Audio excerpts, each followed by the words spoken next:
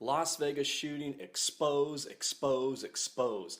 I'm tired of you all getting mistreated and abused, and I'm fed up with it. I really am. It's going to stop. We're taking back our country, and we're going to take back the world. In numbers, we're stronger than they are. They think they're powerful. They think because they have these government jobs and represent cities and things like that, that they can just do whatever they want. Well, it's coming to an end because we're standing up. Things are changing. Things are changing in a big way. And in a video that I'm going to create real soon is about net neutrality. They're trying to take that away also. They're trying to censor our news. You already know they control the news. I mean, as far as the Las Vegas shooting, the mainstream news media covered it one day. The deadliest mass shooting in the history of the United States, they cover it one day and then they don't even investigate it and talk about it. We got all these distractions going on and all this other stuff going on. They're not talking about the Reno shooting the other night, where the guy that committed the shooting is in the same complex that Paddock owned part of at one time. They're not talking about any of this stuff. They don't want to talk about what we want to know and what we want to talk about. They're just trying to distract us, and the news is controlled by the government. It's gotten so ridiculous. It's just, and what I'm about to expose right here, it's going to infuriate you. It's going to make you furious. It's going to make you so mad, and it does the same thing to me because I'm tired of you all being treated wrong, and I'm not going to stand for it anymore. You support me. I love you. You love me. You know, together we're going to make a difference. We're going to change things in this country, and we're going to change things in this world. And if they think we're not, then you watch and see what happens, because we're not taking it anymore. There was a GoFundMe that was set up for the Las Vegas victims, and I know there were victims. I know people got shot, and I know some died. And these people deserve love, respect, and they deserve to get what we wanted them to have. Now, I didn't agree with the way this came about, but Steve Sisolak, you know who he is, and Sheriff Lombardo, you know who he is. I've showed you him 1,000 times. So these two got together and they created this GoFundMe. They're trying to raise $15 million. Well, guess what? That thing's at $11.6 million. That's a lot of money. $11.6 million they got in that. And people just doing this because they want to help the victims of the Las Vegas shooting. But you know what happens when people get hold of this money and the wrong things start to occur? Well, this is what's going on. The city and the Sisolak and the sheriff and all, they're, you know, in the city, I guess, the city, what is it, city council or something. They're trying to control this money now is what it is. And they're trying to decide and make their own decision on who's going to get the money and who's not going to get the money. And this is wrong. What the hell do they have a right to say who this money goes to? I mean, I didn't donate a penny to it because I just don't believe that they're not going to do the right thing with it. My heart goes out to the victims and the families, and I wish everything the best for them. But I knew that this was going to be wrong, what they're doing with this, and things weren't going to be, the money was not going to be given out properly and all this, so that's why I didn't give a penny to it. And there's so many corrupt donation type deals nowadays. About the only one I ever give to is a Red Cross. Most of them, it's just a scam. They're taking your money. It'd be better in a crisis situation just to go personally and give money or food to somebody that you know is a victim instead of giving it to these organizations, because most of it's a scam nowadays. I'm telling you, the people, very small percentage of money actually goes to the victims. It's disgusting. The world's full of deception, and don't trust these big organizations. Don't trust these cities. Don't trust any of these people. I'm telling you, don't trust them. And that's what's going on here with this now. So the city of Las Vegas, what they're trying to do is they're trying to manipulate and decide on their own who this money goes to. The same thing happened after Hurricane Katrina. I can tell you right now. They promised that they were going to help me because I suffered from it. Even the guy that was head over the organization made me a promise. I didn't expose any of this. I have all these records. I really should. But what they did is they decided to classify zones. And so zone A, B, and C, and you had to live next to the water and all this. And yet that weekend, the fumes and all that stuff, the smell of the burning and the chemicals and all were very heavy around the New Orleans area. But in order to make sure that nobody around here got anything, they made these zones, and then they decided, to make rules and everything in regards to that BP money, so none of us around here got anything. And there were victims that suffered around here, people that are sensitive to stuff like that, like I am. But so they did the same thing, during Hurricane Katrina. Now that's what they're doing in Las Vegas. They're trying to make a determination on who they want the money to go to. And this is BS. This is absolute BS. It's not their money. It's not their right to make this decision. And what's so disgusting about this is I want you to watch this video right here. Thank you to Channel 7 for exposing this. There's a couple sisters there that were survivors of the Las Vegas shooting, and they're trying to make it to where they don't get anything. One of them was shot, got shot by a bullet, almost died, and she's not going to get any of this money, this $11 million. This is BS. This is wrong. And you know what they're doing? They're making the decision on who gets the money and who doesn't. And that really concerns me, because if they're doing that, then maybe some of these victims, supposed victims, they wanted to play parts in this, and maybe that's the one they're trying to give this big amount of money to. And that's BS. And I'm very concerned and upset about this, because when you see a woman like this that's got the bullet hole that's showing you that she was a victim and she was shot, and they don't want to give her any of this $11 million, then something's not right. That screams deception, that screams wrongdoing, and that screams cover-up. And we know the whole Las Vegas shooting was nothing but a cover-up from the start anyway. So where is this $11 million going? We need to demand and find out who it's going to, and make sure that these are actually victims that were shot, distribute this money to. This disgusts me. Now watch this video and share this. The truth has got to be exposed. They're not going to do you wrong anymore, because I'm going to see to it they don't. We're taking back our country, and we're taking back the world one video at a time. Now watch this video and expose this. David, that mass shooting happened October 1st, but two Stanton sisters say they relive the horror every day, one with bullet fragments still lodged in her body. But under a proposed plan for the Victims Fund, neither of them would receive any financial help. It's been horrible. I sleep 3 hours a night. If I wake up in a complete panic, like something's happening to me. I've had more shooting nightmares than I can count. Still recovering from the latest surgery to remove the bullet that was lodged in her arm, Jasara Requejo and her sister Kenra Hobbs say their lives will never be the same after surviving the Las Vegas massacre. I ran for my life. I said goodbye to my family. I watched my sister bleed out. I watched our friend's face get blown off. The sisters say they feel as if they're being victimized all over again as the Las Vegas Victims Fund Committee holds emotional town hall meetings today to hash out the protocols for who will receive donations from the GoFundMe account, which has raised more than $11 million for the victims. I feel like I'm not even allowed to call myself a victim, because they're saying that only these victims get it when we all were victims. Requejo was shot twice, once in the arm and side. She was triaged quickly, spending only 10 hours in the hospital due to the overwhelming number of victims. Not long enough under the proposed protocol for her to receive any financial help. And neither will her sister, who wasn't physically injured, but the mental and emotional scars run deep. PTSD is so real. I didn't want to be in that war zone. I didn't want to see what I saw. Neither sister has been able to return to work since the shooting. They say the committee needs to find a way to help all of the victims. We didn't ask for this. We went to a country concert. We were having a great time. We didn't ask for this. Our whole lives will never be the same.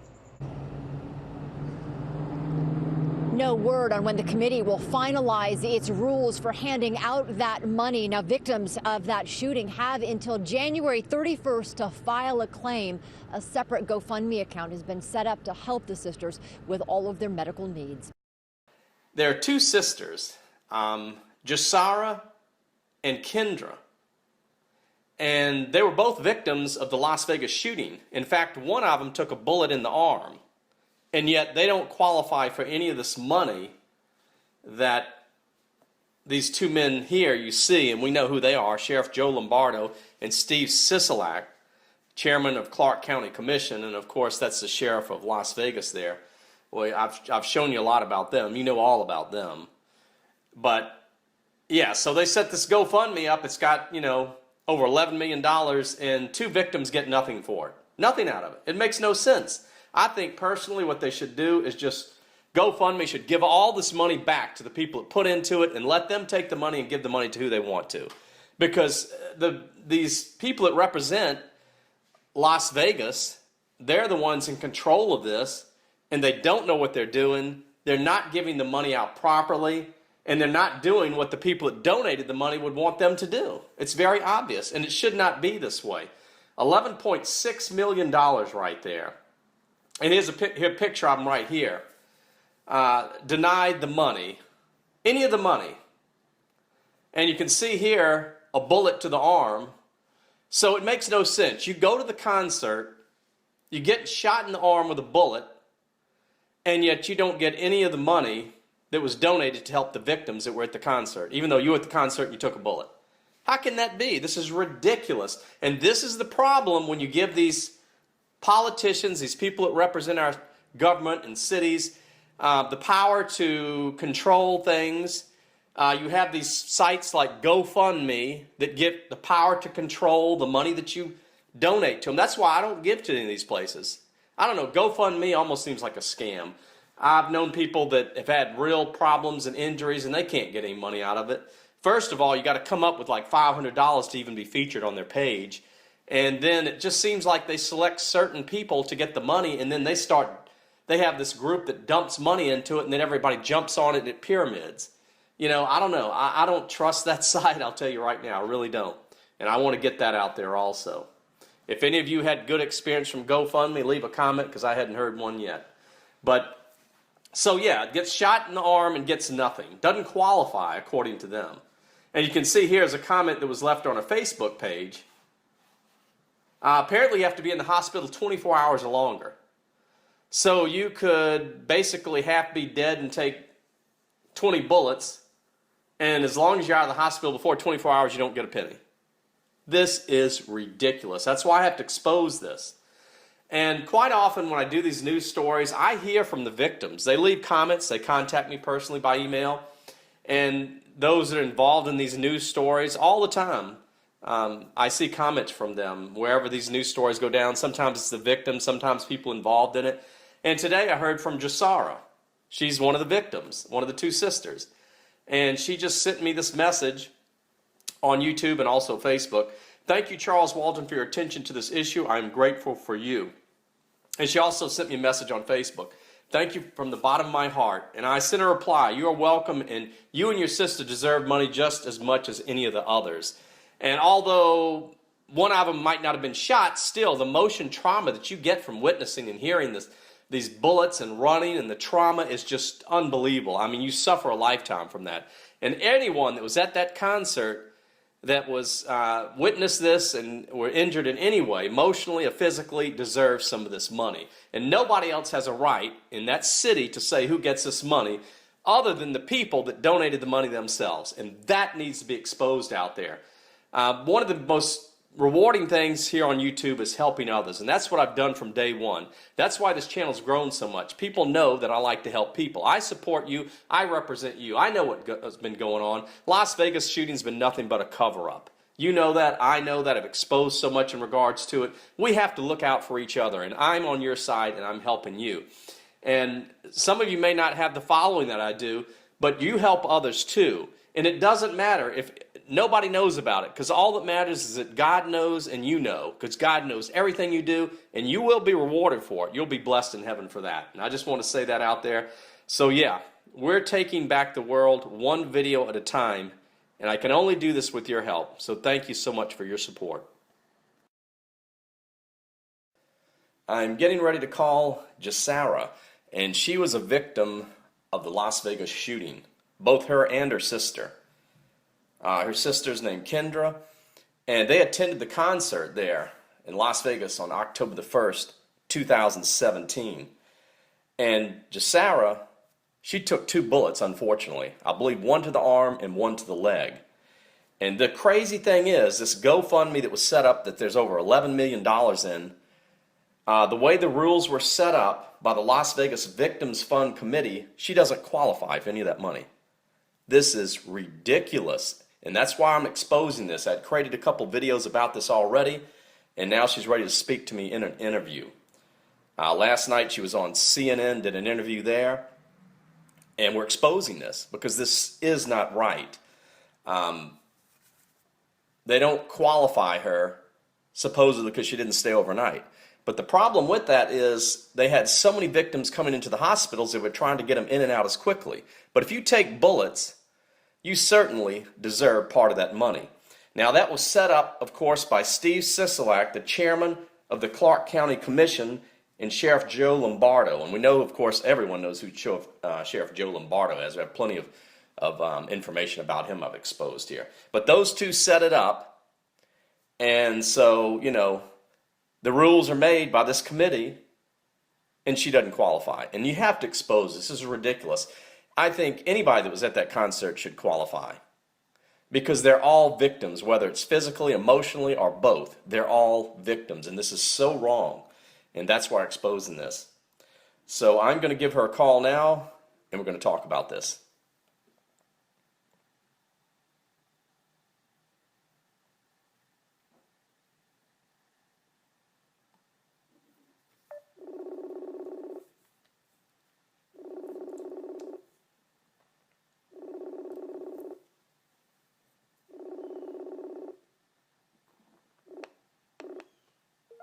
Hello.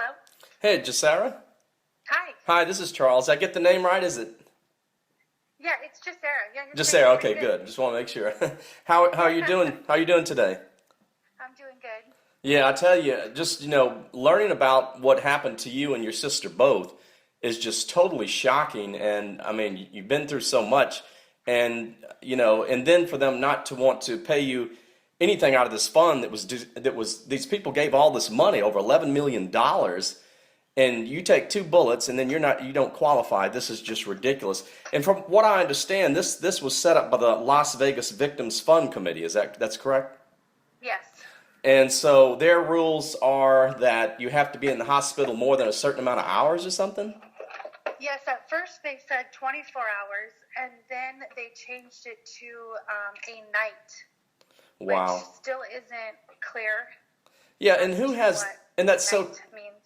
that's so crazy because they change things like this. And that's the problem, because these people, I mean, there's probably, sure, a lot of people that gave money to that fund.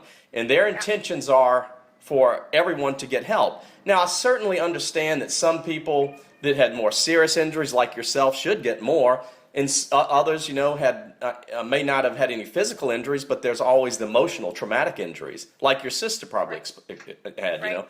And I understand how they, maybe should set it up to where some should get more than the others. But I think anyone that attended that concert is a victim and should get something. Don't you agree? Absolutely. Yeah. So I want to talk about also, and the crazy thing is, this thing was set up by the chairman, Steve Sisolak, chairman of Clark County Commission, and Sheriff Joe Lombardo, and we all know him. I've exposed a lot in regards to him. And this thing is such a big cover-up. It's unbelievable what happened there. I mean, none of it makes sense. All of the evidence, this continues to point to just this big cover-up, which is horrible, because like yourself, victims, you deserve transparency and you deserve the truth. Right. Now, I wanted to go back to, if you feel comfortable talking about, where you were and what happened, I'd love to hear some about it. Yeah. That night we were on the right-hand side of the stage. There was 8 of us in a group, and we had just gotten there right before Jake Owen had gone on, so the set right before Jason Aldean. And about 3 songs into Jason Aldean is when we kind of heard what we thought were fireworks. So Right. we just looked at each other and said, fireworks, and we kind of all agreed that that's what they were. Right, because it was toward the end of the show, right? Yeah, say that again? It was toward the end of the show, right? So it kind of makes sense. Yeah. So, yeah, because it was the last night, he I was see. the last act, so yeah. And when we kind of realized very quickly that they weren't fireworks. One, there was nothing in the air, and then two, I got hit in that first round. Wow. So when I was hit, I looked at my arm, and I'm bleeding out of my arm, and I'm like, what's going on? I wipe my arm off, and I get hit again in the side. Oh, wow. And then as I'm turning around, I watch my friend get hit in the face. Oh, jeez. And so we all just hit the ground. And right. While I was on the ground is when I called my husband, and I let him know. Originally what I said to him was that there was a terrorist attack. Mm-hmm. That's just where my mind went to. Right, that's exactly. And that I was shot twice. And I said goodbye. I told him I loved him, wow. and to please tell the kids that I loved him, and he told me I was going to be okay. He was very cool, you know. He That's was just awesome. like, "You're going to be fine." Yeah. So I kind of made peace with the fact that I didn't think I was going to get out of there. Right. And about 3 rounds in, my sister is holding my friend's face with her flannel and holding it so the bleeding can stop. And I said, we need to run. I wasn't going to lay there and bleed to death. Right. So I got up, and half of us wanted to run, and the other half wanted to stay. And then there were some people in our group that we just didn't know where they were at. So 3 of us got up, my sister, myself, and our other friend. We got up. We ran. We were right in front of the stage, so we just hopped that little fence that keeps all the fans away. Right. Hopped that fence, and then we hid between 2 large speakers. And then we realized that underneath the stage was open. Mm-hmm. So we went and hid under the stage. We were there for about 5 minutes, no more than 5 minutes. And all of a sudden, something in my mind said, what if the stage collapses? Mm-hmm. So I told my sister, we need to get out of here. We finished tying my arm up with my flannel I had wrapped around my waist that night. And I had contemplated bringing that flannel because it was such a nice night. And I thought, I don't need it. And I thought, well, I'll just wear it. And ultimately, you know, that had a part in saving my life. Wow. So we tied my arm up, and we ran into a parking lot. And in that parking lot was some ambulances and some police cars. But every police car we ran to was empty. And the ambulances were stuffed with like 20 people. They were just hiding. Yeah. They were no service. So I saw a building to my left, and I said, we're going to run to that building, and we're just going to hide behind that building. Mm-hmm. And when I got to that building, I turned the corner, and there was 2 men there, and they both had guns. And I thought to myself that, okay, this is it. I just ran into the people that are responsible for this. Yeah. But so there were 2 police officers that were in plain clothing, and they made some very quick decisions and put me in the back of their pickup truck. Yeah, thank God for that. Drove me to the hospital. Wow, that's incredible. Thank God for that. I mean, I can imagine how traumatic. I mean, you've already been through so much, and then, you know, and you're bleeding, you're trying to get to safety, and then, you know, and obviously when you see these 2 plainclothesmen policemen, you don't know that, and you know, and that's trauma on top of trauma. I mean, that's just crazy. Yeah. So it was a police officer that eventually took you to the hospital, huh? Yes. Wow. And how long were you in the hospital? 10 hours. 10 hours. Yeah. I mean, but it just doesn't make sense at all to me. And, you know, I've created 2 videos on it already, and everyone agrees that, I mean, how can somebody like yourself go through so much, take 2 bullets, and then they want to set this thing up to where you wouldn't qualify for that? There's got to be a change of that, and we're going to demand that. That's why we're exposing this. And more news stories need to start reporting this. And you went to CNN last night, huh? Yes, I did. CNN approached us mainly to talk about what life looks like 2 months later and why we haven't gotten any answers. And in that interview, I was able to then talk about the protocol. That's good then.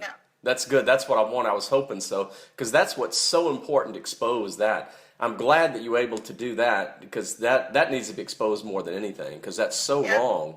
It's so wrong. And there's others probably like you that are experiencing the same thing. Well, and that's, I'm obviously going through a lot. I'm not working right now. I'm still, Right. My stitches are still in my arm. They don't come out until next week. So I'm still going through my own. But then I think there's so many people out there that just can't speak up. They just can't. And so if I can, then I'm going to. Right. And try to do the best that I can do to get the word out. Exactly. Yeah, brave and strong woman, and that's awesome, because you're not only representing yourself, you're representing others by doing this. Yeah. And I read one article there where, and I certainly understand this. The trauma and the experience is so bad you're having trouble even sleeping at night, huh? Oh, yeah. Sleep at night is non-existent. I just can't do it.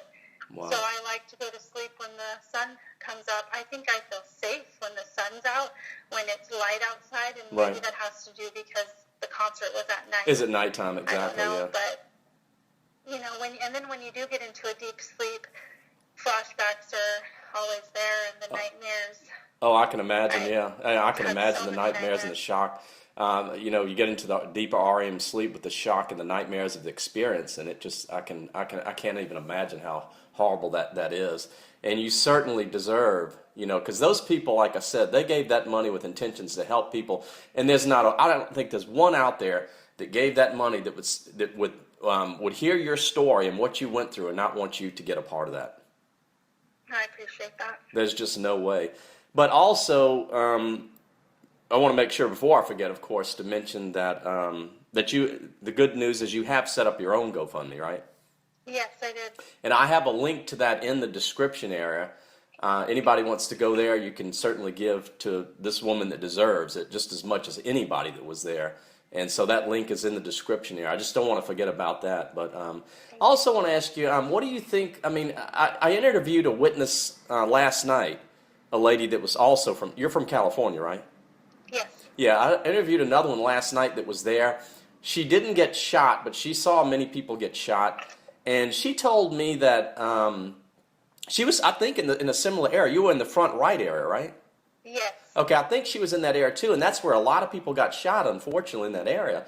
And she had mentioned that several places she took cover, but she felt like that there was more than one gunman, and she also felt like that she continued to hear bullets the whole time the shooting, ricocheting off of stuff close by where she was, and she felt like that whoever was shooting was getting closer. I mean, you probably, it sounded like, took off pretty quick, which was good. Because but I was just wondering, did you experience anything similar? What do you think about that? My recollection of what I can remember of that first initial feeling was that it was raining bullets. So I thought that there was a helicopter because I heard helicopters. Yeah. So I thought that there was somebody in a helicopter shooting down on us because it felt like it was just raining, and it was going from the right to the left. Wow, that's interesting. That's very interesting. That's how I felt. And then when I found out later that it was coming from above, then that made sense to me, why I was feeling that. Coming from up to down. The raining of them.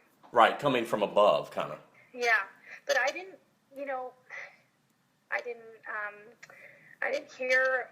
I wasn't that in tune with knowing, whether or not it was multiple ones or not. I'm not very good about, I don't know what guns, clearly I don't know what guns sound like because I thought they were fireworks. And also, one of the reasons probably is because you experience much more than the average person. I mean, taking 2 bullets and then you're focused on, blood coming from your body and possibly bleeding to death.